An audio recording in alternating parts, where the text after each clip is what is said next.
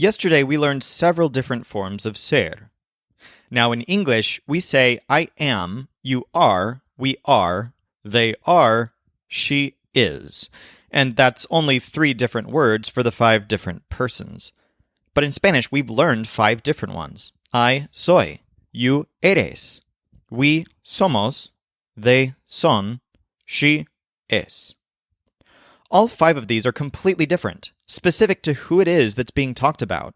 So if you see the word are being used in English, you don't know who it's referring to. It could be you, we, or they. But if you see the word somos in Spanish, it can only be referring to we.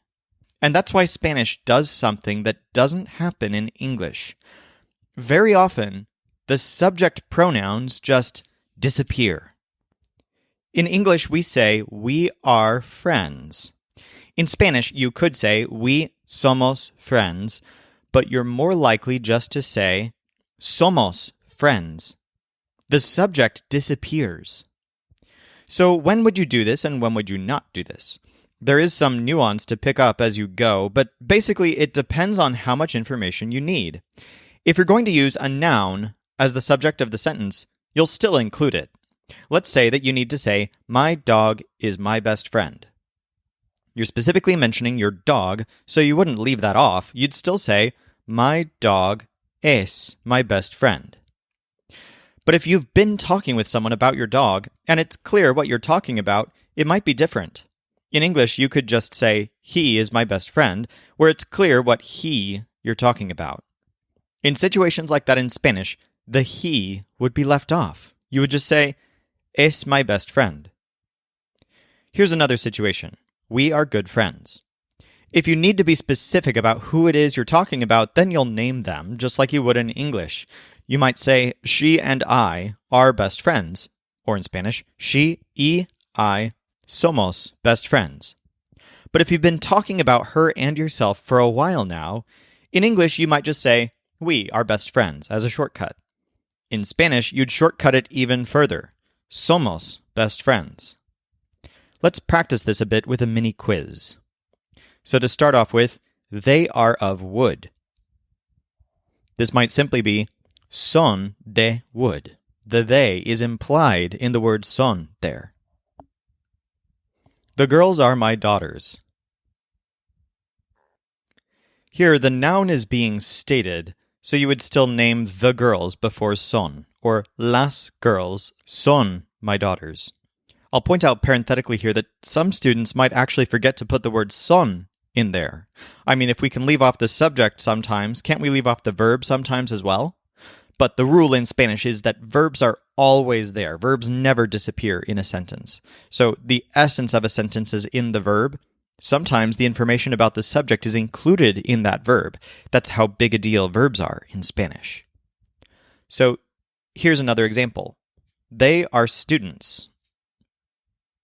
We're going to leave off the they and just say son students. He's a thief. Here we can just say es un thief, unless you have to specify whom you're talking about.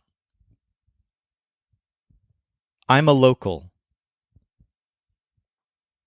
Here you could say I soy a local, but you're more likely in Spanish just to say soy a local.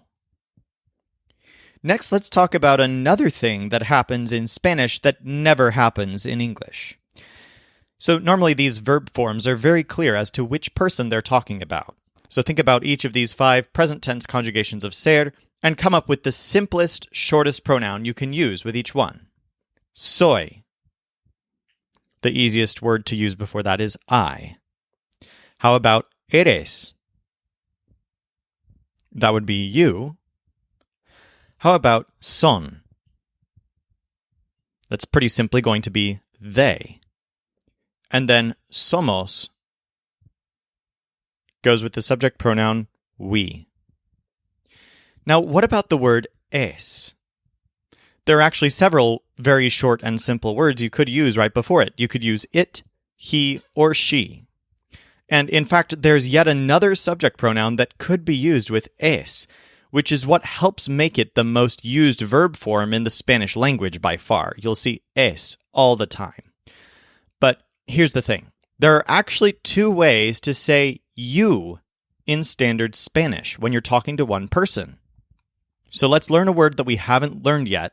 The word is usted. Usted means you, but in a formal context. Let's say you walk into a store and you want to speak with the store owner. It's considered very informal to use the normal way of saying you in Spanish. You're more likely to say usted. And we don't say usted eres. That's actually improper Spanish. Instead, you would say usted es. So this word, even though it's speaking to someone as you, it uses third-person verb conjugations.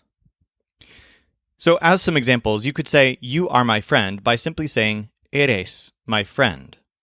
But to say, you are my professor, you're more likely to state the subject pronoun usted and then say es, which is third person. This takes a lot of getting used to for English speakers because we don't really separate formal from informal ways of talking to somebody. But we will practice this a bit on the quiz and we'll specify whether it's formal or informal. The main trick to get used to here is the fact that usted takes es as opposed to eres.